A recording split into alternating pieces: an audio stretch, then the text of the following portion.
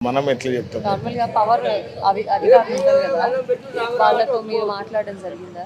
మాట్లాడినామన్నా అంటే మాట్లాడతామమ్మా, కానీ వాళ్ళు అనేది ఏంటంటే ఈడ ఒకళ్ళని చూస్తారు ఒకళ్ళని చూడరు. ఇప్పుడు అందరి దగ్గర కరెక్ట్ గా ఎంక్వైరీ చేస్తేనే కదా నీకు తెలిసేది అసలు ఏదైనా 200 యూనిట్లకి 700 ఫ్రీ అమౌంట్ కాకపోయినా 700 కావడం అనేది చాలా పెద్ద విషయం. విషయం. 700 డబ్బులు 200 ఎట్లా వస్తుంది అట్లా? ఇక అది ఇప్పుడు ఫర్ ఎగ్జాంపుల్ రియల్ గా చెప్పాలంటే యూనిట్ కు ₹1 అంటాడు. యూనిట్ కు ₹1 అన్నా కూడా 200 యూనిట్స్ వచ్చినప్పుడు నీకు 200 రావాలి. మా అయితే ఇంకా 100 ఎక్స్ట్రా చార్జెస్ ఏదో ఉంటదమ్మా, ఉంటదా లేదా? 50 అనో ఒక 100 అని 300 200 అట్లా వేసుకున్నా కూడా 500 రావాలి. 700 అనేది చాలా పెద్ద.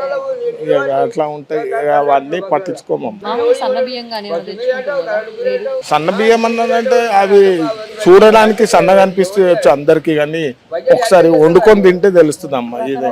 చెప్తున్నారు సన్న బియ్యం లోపు వస్తుందని చెప్తున్నారు. ఇక అవన్నీ నేను ఎంక్వైరీ చేయనమ్మా. ఒక్కసారి పట్టేసినా అంటే తీసుకుంటా. అందులో ఇక దొడ్డు ఉన్నాయా సన్నవి ఉన్నాయా అవన్నీ ఎంక్వైరీలు గవర్నమెంట్ చేసుకోవాలి. మనం ఎట్లా చేస్తాం?